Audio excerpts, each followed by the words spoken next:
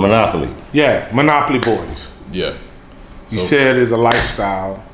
It's a lifestyle. Yeah, we play hard. We focus on building our own future, Right. and we focus on showing others that it's another way. Okay.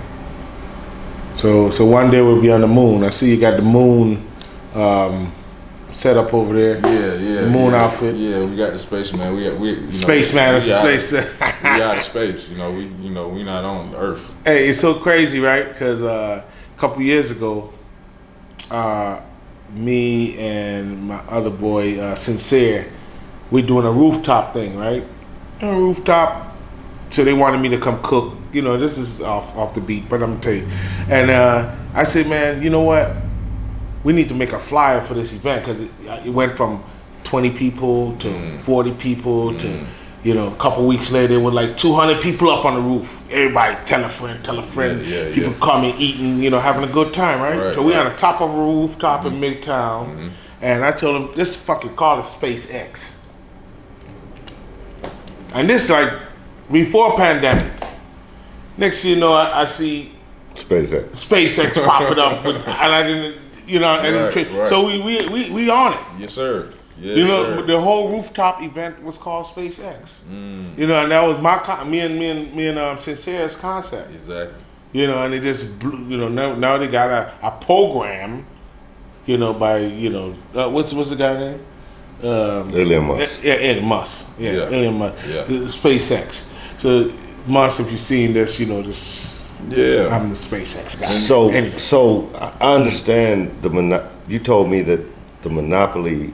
I assume when I walked in that you were just about one brand, and that's the Monopoly brand. Explain to me how that works and how you combine the brands and what you do for other brands. Monopoly Boy is me. Okay. Monopoly Boy is me. So it's my outlook on the world. So I'm just a blueprint. I just design, through passion. Just love designing clothes, designing art, making stuff for myself every day. It got to the point where I was making so much stuff, people started asking about it. And once people started asking about it, I slowly started catering to what they need and what they want to do. And by some experiences with people seeing that if you don't necessarily give it to them and they kind of just sit on the passenger side and just watch you, they really want to get in the game. They really want to get in the game. So that's something I had to take in and say, okay, I got to restructure what I'm doing, because what I'm doing, people outside looking in want to be a part of this. Right. So instead of just designing based on what I'm feeling, what I like, I started catering to what the world like, what people around me like. Shoe heads to people that just don't like wearing stuff that's in the mall. It just becomes like a because people don't want to be like mannequin style. Yes. It's too much of that going on, which is cool too. Hey, don't get me wrong. The mannequin look good in the mall, but people like to create their own swag. You know what I'm saying? Because the swag people love the impression. Like when I wear something nobody's seen before, and then just a random guy says, "Man, I like that, man. Who did that?" And I tell them, I'm the designer. I did that. So I know the next person that wears either a piece that I designed or something that they designed that came from this shop, they got a story to tell. Right. I got a story for every piece I designed. Every piece you see right there is an actual story behind it. Either somebody else has a story or I got a story. And each artwork piece is not just something just randomly designed. It makes sense. All it has a meaning to it. It has a purpose. Right. So it tells a story. It's a clear story in every piece. I can break each piece down on where it came from, the point in time that I thought about creating it, what was the influence behind it. That's why I was telling you with the trade show, that lion is a clear influence from seeing how all the big guys moving in this world of design. Right. I seen it was like, I'm looking at it like, man, I could have designed for all these clothing lines. You see what I'm saying? And when I when I came down here the first time, and I saw what was going on, I said, well, shoot, I got to plug this man in. I mean, it just makes sense. You know, I can't hold all the influence and all that, because I've been doing this for a while. It's not like I just started. Exactly. You know what I'm saying? We was the first cats that doing the boutique pulling up. Yeah, we had a truck that was outfitted. It was like a white box truck. Yeah. But it looked like a retail store in the back. Yeah. So all the relationships we had at the trade show, we put in the back of the truck. Right. Yeah. And so we were a retail store riding around Atlanta. Yeah, they're servicing people. Yeah. You know what I'm saying? Pulling up on your crib, Yeah, pulling up on your pulling car up to the wash, club, pulling everywhere. up to we post up in front of You got the mirrors, Yeah. everything was in there. we pulled up in front of Compound. Yeah, Alex yeah. gave us, you know what I'm saying? We was doing it until unfortunately, you know, the snatch and grab shit came in. So when the snatch and grab stuff came in, you know, me and my other boy, you know, he's not here with us right this minute, you know what I'm saying? But he'll be home shortly. Me and him, we decided to really go hard on it. And while we was going hard, people was running in Bloomingdale's, Macy's, you know, the Neiman Marcus, and snatching and grabbing, and he kind of put a lot of pressure on us as a you know, as a Just company. tell the shit the way it went down. The I- motherfucking police thought we was the Gene Bandit. They thought we Just was, say that. Nigga. They thought You remember the Gene Bandits Yeah, in yeah. Atlanta? You know They the thought Gene- we were the Gene Bandits, but So- we had the relationships with the clothing lines, and so we had all the gear, and they Right. just was like, how the fuck are these niggas doing this shit? yeah. And so basically the police robbed us. Yeah, so they got us locked. They got me handcuffed and Took everything. You know, took everything, and the detective is asking The me- police. The police detective, same shit. Buckhead police detective. They asking me how much money that I make a day or some shit like that. I said, dude, you got me handcuffed. What? But not knowing, You know- not knowing that we had this relationship with these With clothing all these lines, clothing and, lines. and we're at the trade show We the hottest every dudes 4 in the months. streets. It's crazy. Yeah. You see what I'm saying? Yeah. You know, pretty homage to Tiger. You know, Tiger. You know, he's the first guy that really turned me on to this. You know what I mean? I ain't gonna take it streetwise. Right. You know, I gotta access styles. I gotta give that. Right. You know what I mean? Right. But after that, I was like, fuck this shit, man. Like we gotta really see what's they're trying to stop us from making money. You know, they put out a bounty on the truck, and then you know. No, that ain't what happened. Tell the story. the guy Dallas kept- Austin got on the fucking radio. Well, Dallas and Austin said- got on a big boy, and boy, said, girl. "We think the niggas in the truck are the Gene Bandits." That's what they said on the radio. The girl, the big boy's girlfriend had a boutique in Little 5 Point Edgewood area, and her shit got hit. It's real Atlanta shit. And yeah, and they put out an APB or a bounty.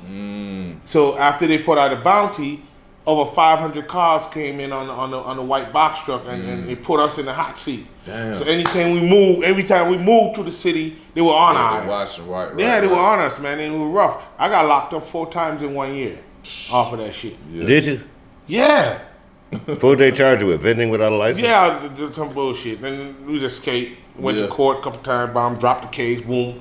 They didn't have any regulation for this shit. They didn't have Right. a person that was pulling up in a truck that Right. was selling retail. Right. They This had was it. like 8, 9, 10. They didn't have a license for it. 2009, 2008, Killing 2000. me. Y'all was It was- killing me. They didn't was have out a there. license for it. We were making like one weekend. I make like 7 to 10,000. It was in like one crypto. weekend. They didn't have a regulation for it. We was on the There shit. was no way You to see what I'm saying? regulate it So- because we got the relationship. So how they know we getting the wholesale? Right. Yeah. So, but they didn't know that we was behind the scenes with it. You know what I'm saying? So it was rough, but we over that. Now we on some different stuff. You know what I'm saying? And right now is where we could take it to the level because we know the manufacturers, we know the designers, we know what's hot. But then when We you know incorporate everything what that- he's doing into Right. it, then you can build an economic system for the people of our community. Right. Because once you teach them how to think, they ain't got to go to the trade show no more. We are the trade show. Right. Right. Right. Right. This man is, well, the way he's thinking, okay, young man, you can become a designer. Young woman, you can become the manufacturer. You can become the distributor. Once you Absolutely. guys all figure out how these pieces fit, y'all out. Yeah. Yeah. Y'all don't know. So Definitely. expounding upon what you said, I got another program that I'm working on called 3 Brown Girls and 3 Brown Guys. And it's based off of Kim Porter's old foundation, 3 Brown Girls. And what it is you take groups of 3 and you make them do task-oriented puzzles. You know what I'm saying? Start them off at middle school. So then you're teaching groups of 3 to work together. So now you're teaching people how to work together. Yeah. Then boom, just like what I was just saying, each one can play their position. This one can be the designer.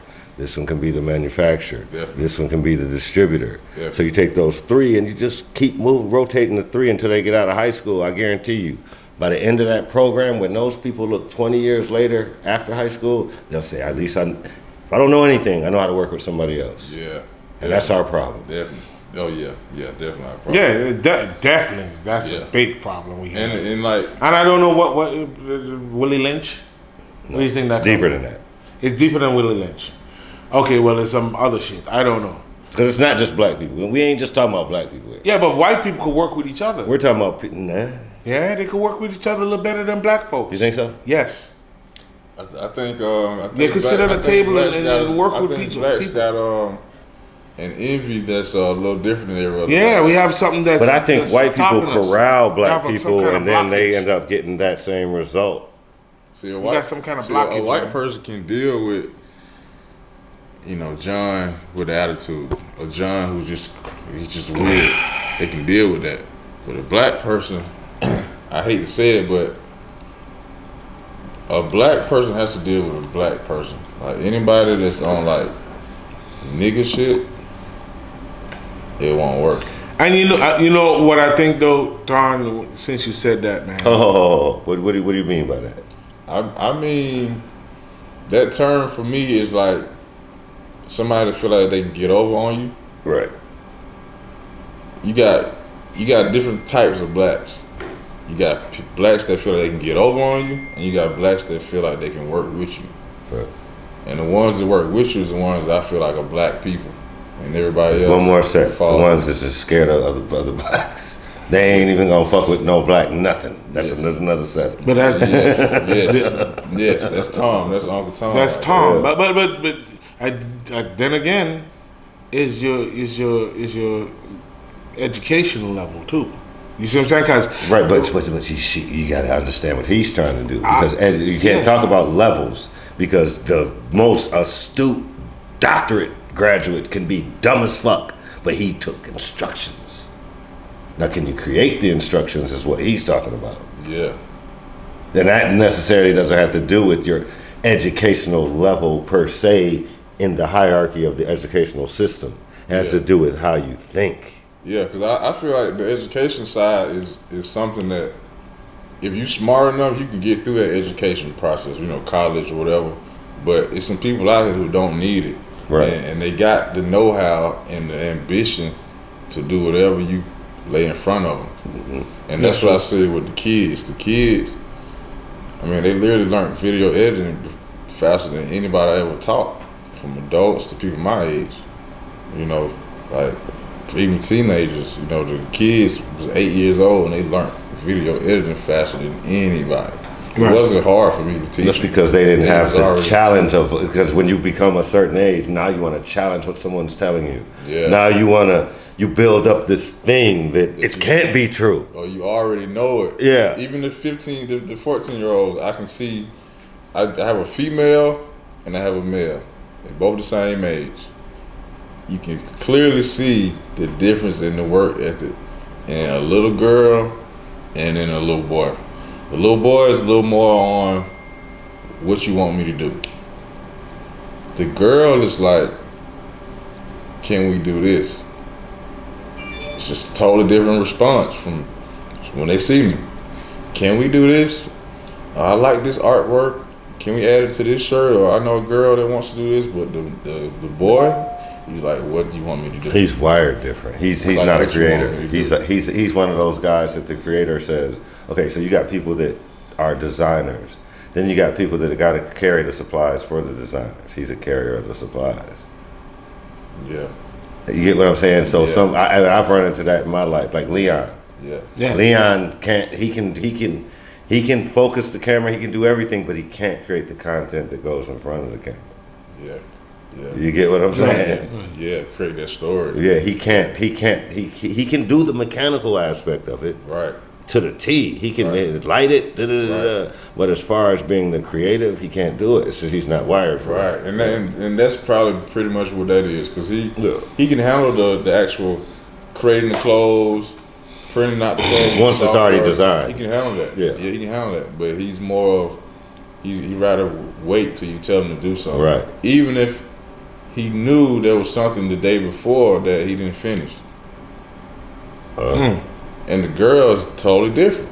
She's gonna come in there and jumping on finish what it. she Yeah. finished. What was the last So question? so let me ask, since you on that, let me ask a quick question, and it just came to my head. So you think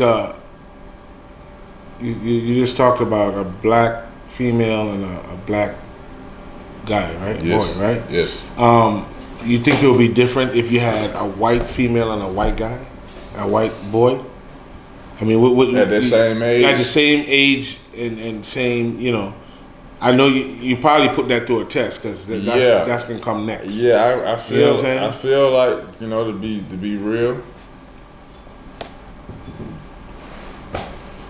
the white boy is gonna be close to the black girl, as far as the attentiveness of wanting to do more, Right. test things out. Yeah. It's gonna be trial more- and error. So have you? More. With that being said, so have you ever lived in a white neighborhood? No, but I grew up around some white people. So, but- I moved to a neighborhood that was all white, and about the time I was there, it was probably maybe 3 or 4 white families. How old were you? 8. 8. 9. So you do know the difference. That's why I asked you that. Yeah, Because if you haven't grown up around white I've people, grown up with white people. Okay, I get it, I had a get it. white I had to family ask. that I had to gravitated ask. me. I had a white family that gravitated to me well. Okay. They used to take me to trips with I had to them. ask. I used to go to trips with the kids, you know, spend the night at the kids' house. Mm-hmm. But I seen, you know, I still was living in my world, realizing that they were getting things a little faster, from video games to even introduction to females. Could you curse in your when you grew up in your household? Could you curse? No, They can't. they can curse. You know what I'm And saying? walk away and be mad. But that opens up another. If you know anything about how the thought process works, that opens you up to, okay, now I can think. Because a lot of times in the black home, certain things we can't do. Certain things are taboo. Certain conversations are taboo. Certain words are taboo, and those things aren't taboo in white households. So they are able to say, okay, if I ain't got to think about the stress of that, I can think about that. Yeah. And I think that might be exactly what. Yeah, I mean, I got a lot. I could talk about this all day because I literally seen how the white family, the older I got, the farther that we disconnected. What are you saying? You and your parent? Me and the family. Oh, you and your white friends. White friends. So the older you got, they this. Slowly, the parents pushed them away. That you said their parents pushed them away. I feel like it's the parents. I don't think it was What them. community is this?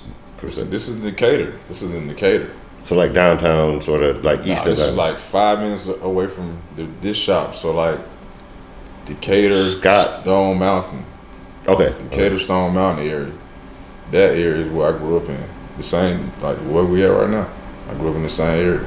But when I grew up, my whole neighborhood was black. Maybe 2 or 3 white families, but everybody was telling me this whole neighborhood was white. You know, the whole area was white, not even just the whole neighborhood. That gotta be hidden The whole area was white. Right. So I said, okay. Then I look at how, you know, one thing that I can just think about right now. My white friends was having dates with girls while I'm just trying to figure it out in my household. But their parents were taking their kids on dates with the So you know, mom and dad there, the son and daughter go to a theater. they pick up the girl Right. and they take the kids on a date. I was in That's- that world too. I grew up in there. I didn't grow up in that. I didn't grow up did. in that world like that. I just seen it. I was like, dang, that's cool. That's cool, you know. And for me later on, looking at it like, man, that I know they gave them a little edge on personality, on their social skills. I know they gave them an edge on it. Because you ain't got no barrier. There's no barrier there. There's no no. Yeah. And all it is yes. So in your thought process, you're going to think, okay, I can learn this. And if you're taught the other way, you're going to think, damn, you're going to question yourself. Just exactly like what you said. Yeah. So,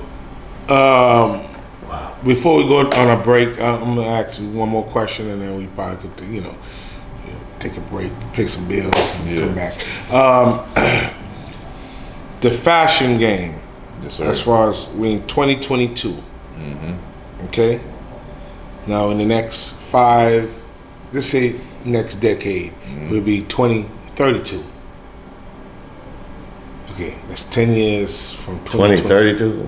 Yes. I'm with you. Yeah. I'm with you. That's a long time. Yeah. I'll be a grandfather by then, but That's in you're 10 not looking years. at all this shit right now, but yeah, I That's guess. in 10 years. Yeah. 2032. 2032. I haven't Yes. thought about that, but yeah, okay. What do you think will be the fashion game in 2032?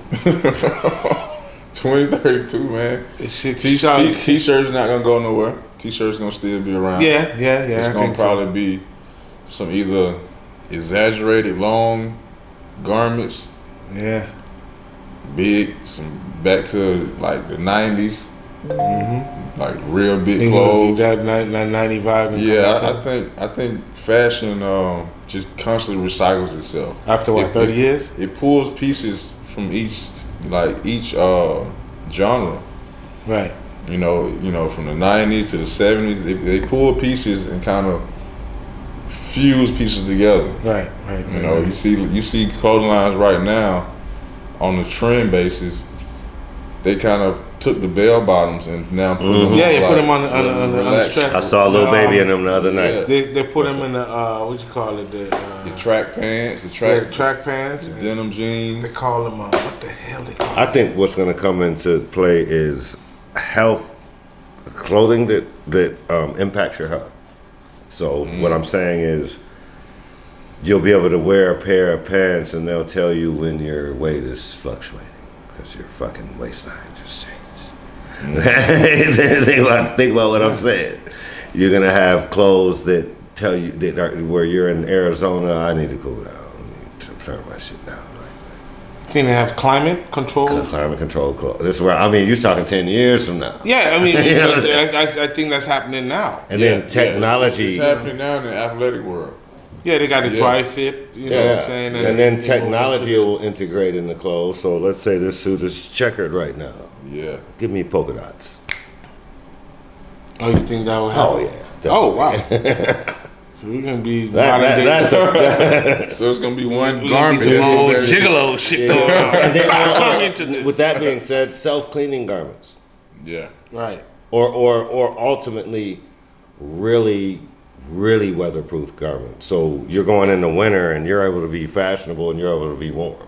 You're able to Yeah. put on a suit Self-heating. and you're able to be, I don't have to have this gaudy coat on. The ice is melting. You don't have them layers. The ice is melting, motherfucker. Wow. You know what I'm saying? You feel what I'm Man, saying? that's a good Yeah. synopsis. Or I'm walking downtown Miami and I'm in a fur, motherfucker. Yeah. In You feel what I'm saying? 115 115 degree weather. I got on a fur, but I'm You cool. it's fashion. Yeah. I'm not doing it because I want to be warm. I'm doing it because I want to wear a fur. And I'm like, Right. fuck it. Right. Oh, shit. Makes sense. Yeah, I can see technology creating some type of heating system and cooling system.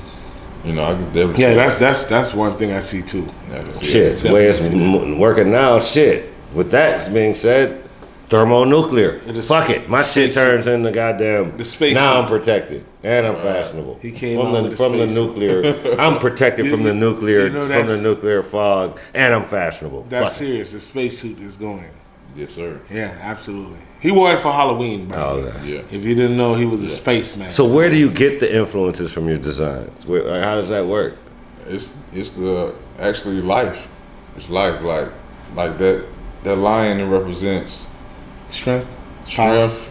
You know, king. You know, it represents like the lion is the king of the jungle, right? Mm-hmm. I feel like the world is the jungle. That's something to say right there. Wow. I feel like the world is the jungle. So, and I feel like I had a hustle recipe. Right.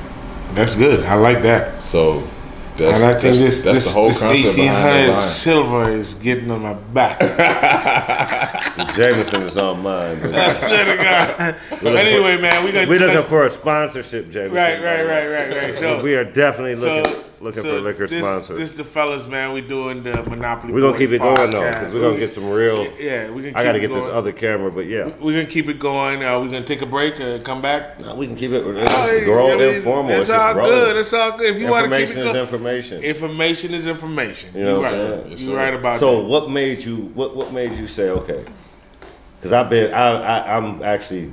You sound a lot like me when you say like for real. Because I grew up making beats in the hood or fucking DJing and doing whatever. Yeah. Like my crib in Atlanta was fucking Yeah, like it the was- capital of hip hop. It was what they used to call it, the green room. Which one? No, the green room. The was green room was first one. somewhere else. Yeah. But they turned his crib. Okay, so the green room. When I moved, how old are you? 40. Okay, you're 40. You don't know you know her to the green room? Yeah. Okay, so I used to live in the green room. So he knows. He's older than Oh, He was a that's gr- crazy. Yeah, he used to live in the green room. But I turned my crib into the green room, Damn. featuring the same people. You know, Right. you feel it? But I was right across from the dome. When a motherfucker scored a touchdown, my shit vibrating. Like, Yeah. for real. Yeah. But Yeah. so I've been where you've been, and this is Yeah. my question to you. Yeah. So I did all that, you know, in the hood for people that became famous and so on and so on. And so. What made you want to go to school and get an education and say, I got that piece of paper? People around me didn't believe that I want to be more than the average cat out here, man. The guy that, you know, just running around hustling. Once my homeboys, once I seen it, they really didn't believe that I wanted something else to do. Right. I said, okay. Because at that point, they like, oh, nigga, you charging a dub for the flyer. Nigga, let me give you some weed. All that shit comes in. You know. Yeah. And then so you like, these Come with niggas the ain't gonna give me territory. no money. I'm making these niggas famous. Yeah. This shit is worth. Yeah. That can come with the territory, though. You know. No, but watch it. But I'm asking why he got the piece of paper. Because watch how what comes into play after he gets the piece of paper. Watch. Yeah, I mean, after the piece of paper, man, I was able to really now it's about funding what I'm doing, funding what I believe in. And I always had a few people that believed in what I was doing, but it seemed like all my homeboys, like, nah, whatever, Ton. It was not the same level. No, you definitely not. The mindset was a little. Yeah, off. they was stuck in one world. Right. They were stuck in one world, and I looked at it like, that's just right now. You know, that world is just for right now, but I'm trying to elevate and show people that, I mean, it was as simple as I would buy clothes before I was even designing. I would buy clothes and I would see rappers wear it on the videos. Wait. You talking about you buy clothes from the mall? No, these is your clothes. No, I would buy clothes from the mall. Oh, so Growing you wearing up- the clothes. Growing up, So in your high school, fashion, your sense of fashion. And you so would put what them you- on, and people so- would be mocking your style. people would mock my style, Right. but I was really blown away that I seen Lil Scrappy Boy that got the same shirt that I got. He's wearing in his video. Right, Or Lil right. Jon's wearing the same jersey. And you know, but did you that know I they saw had. you wearing it? Nah, I don't know. Nah. See, that nigga becomes different at that point. Yeah. When you know you walk past this nigga in the shit, and then you see this nigga the next day in the shit, like, So it was just more like I was a BET hip hop head when Yeah. it came to watching videos.